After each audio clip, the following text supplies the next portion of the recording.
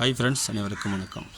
இந்த பதிவு மாணவ மாணவி செல்வங்கள், குழந்தைகள் மற்றும் ஆசிரியர்களுக்கு தான் முக்கியமாக இந்த பதிவு. என் நண்பன் ஒரு ஆசிரியர் இருக்கார். அவர் என்னை தொடர்பு கொண்டு, நண்பா நான் டியூஷன் எடுக்கிறத நிப்பாட்டலான்னு இருக்கிறேன்னாரு. ஏன்னு கேட்டேன். இல்லை, நான் பல இன்னல்கள் மன உளைச்சலுக்கு நான் ஆளாகிறேன் அப்படின்னாரு. ஏன்னு என்னால் புரிஞ்சிக்க முடிஞ்சுது. பட் நான் அப்போது எதுவுமே நான் சொல்லலை, உங்கள் விருப்பம்னு சொல்லிட்டேன். பட் ஒரு விஷயம் மட்டும் நான் சொல்லிக்கிறேன் நண்பா. நீங்கள் அந்த சாவி கேட்டிங்களே, அது ஏன்னு எனக்கு புரியுது. ஏன்னா குழந்தைங்கள இரவு நேரத்தில் எந்த பூச்சி பொட்டும் அண்டாமல், இரவு நேரங்கள் மட்டும் இல்லை, மழை வெயில் எல்லா நேரத்துலையும் குழந்தைங்கள பாதுகாப்பாக ரொம்ப சேஃபாக நீங்கள் டியூஷன் எடுக்கின்ற ஒரு காரணத்தினால தான், நல்ல காரணத்தினால தான் நீங்கள் சாவி கேட்டிருப்பீங்கன்னு எனக்கு புரியுது.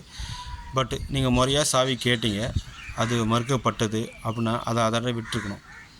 அதை மறுபடியும் தப்பாக நினச்சிக்காதீங்க, அது நோண்டக்கூடாது. ஏன்னா ஒரு விஷயத்தை நம்மளே கான்ட்ரவர்சியாக க்ரியேட் பண்ணக்கூடாது.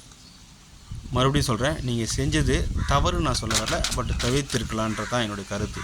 ஆனால் டியூஷன் எடுக்கிறதுன்றது உங்களுடைய தனிப்பட்ட விருப்பம். ஆனால் குழந்தைங்களுக்கு கல்வி சொல்லித்தரது ரொம்ப ரொம்ப புனிதமான ஒரு செயல். நீங்கள் அதை எங்கேருந்து வேணால் சொல்லித்தரலாம்பா. உதாரணத்துக்கு போதிய மரத்தடியிலிருந்து தான் புத்தருக்கே ஞானம் பெற்றார்னு சொல்கிறாங்க. அது மாதிரி நீங்கள் புளிய மரத்தடியிலிருந்தோ, இல்லை அரச மரத்தடியிலிருந்தோ, காரக்களத்துலையோ, இல்லை நாடக மேடையிலோ எங்கேருந்து வேணால் சொல்லிக் கொடுங்க. இன்னும் எங்கே இருந்து சொல்லித்தரன்றது முக்கியமே கிடையாது, என்ன சொல்லித்தரன்றது தான் ரொம்ப முக்கியமான விஷயம். நம்மளுடைய குழந்தைங்களுக்கு கல்வி அவ்வளோ முக்கியமான விஷயம்.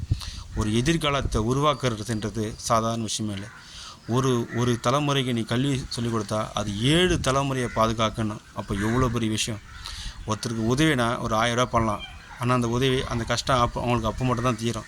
ஆனால் ஒரு தலைமுறைக்கு கல்வி கொடுத்தா அது 7 தலைமுறையை அது பாதுகாக்கும்.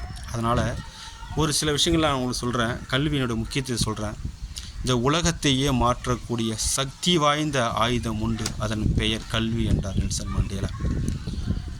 படிக்காமல் இருப்பதை விட பிறக்காமல் இருப்பது மேல் என்றார் பேரறிஞர் பிளேட்டோ.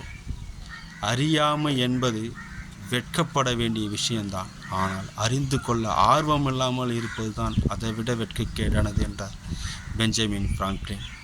பெற்ற பிள்ளை உன்னை கைவிட்டாலும் தன் கற்ற கல்வி கைவிடாது என்றார் மகாத்மா காந்தி. மனிதன் தன் கல்வியின் மூலமாக அறிவை மேம்படுத்துவதை மட்டுமே குறிக்கோளாக கொண்டு வேலை செய்ய வேண்டும் என்றார் சுவாமி விவேகானந்தர். முதுமையை முன்னிட்டு எந்த ஒரு மனிதனாக இருந்தாலும் தன்னை மேம்படுத்தி கொள்ள செய்யும் பாதுகாப்பு முயற்சிகளிலே முக்கியமானது கல்வி என்றார் அரிஸ்டாட்டிஸ். ஒரு நாட்டிற்கு செலவில்லாமல் பாதுகாப்பை தருவது கல்வி என்றார் எட்வின் பர்க். ஏன் அப்படி சொன்னார்னா, கத்திகளை கொண்டு யுத்தங்களில் வெற்றி பெற்றதை விட புத்திகளை கொண்டு யுத்தங்களில் வெற்றி பெற்றது தான் அதிகம்.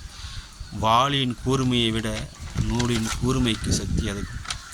படிப்பின் அவசியத்தை உணர்ந்து கொண்ட காரணத்தினால்தான் தனக்கு நஞ்சு கொடுக்கப்பட்டதை உணர்ந்தும் கிரேக்க நாட்டு கவிதைகளை படித்து கொண்டும் கேட்கு கொண்டும் இருந்தார் சாக்ரட்டிஸ்.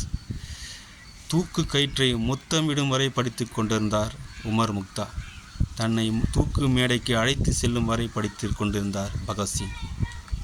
தான் படுக்கின்ற இடம் கூட படிப்பகத்திற்கு அருகாமையில் வேண்டும் என்று கேட்டார் அண்ணல் அம்பேத்கர் அவர்கள். தான் படித்து கொண்டிருந்த புத்தகத்தை முடித்துவிட வேண்டும் என்பதற்காக தன்னுடைய அறுவை சிகிச்சை கூட அடுத்த நாள் தள்ளி வைக்க சொன்னார் பேரறிஞர் அண்ணா அவர்கள். பயணங்களின் போதெல்லாம் படிப்பதை மட்டுமே முக்கியமான பணியாக மேற்கொண்டிருந்தார் இந்தியாவின் முதல் பிரதமர் ஜவஹர்லால் நேரு. தான் படித்து கொண்டிருந்த புத்தகத்தை முடிக்காமல் தன் தூக்கத்தையே துறந்தார் முன்னாள் ஜனாதிபதி டாக்டர் ராதாகிருஷ்ணன் அவர்கள். படிப்பால் மட்டுமே இந்த பாரதத்தை பாராள வைக்க முடியும் என்று படித்து சொன்னார் ஐயா ஏபிஜே அப்துல் கலாம் அவர்கள். 35 ஆண்டுகள் நூலகத்திலே மூழ்கி மூலதனம் என்னும் சித்தாந்த வேதாந்தத்தை இந்த உலகத்திற்கு கொடுத்தார் காரல் மார்க்ஸ் அவர்கள். இன்று வரை கம்யூனிஸ்டுகளின் பைபிளாக, புனித நூலாக போற்றப்படக்கூடிய அப்படிப்பட்ட நூல்களை கொடுத்தவர் அவர்.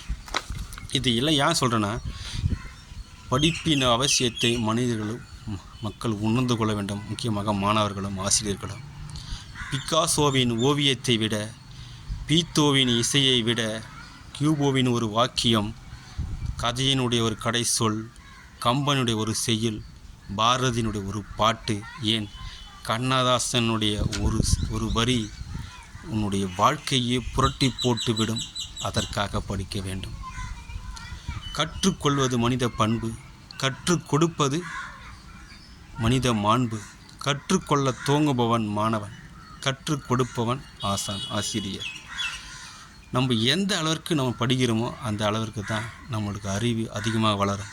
தொட்டனை தூறும் மணற்கேணி மாந்தர்க்கு கட்டணை தூறும் அறிவு. நீரளவே ஆகுமாம் நீராம்பல், தன் கற்ற அளவே ஆகுமாம் நுண்ணறிவு. நன்றி.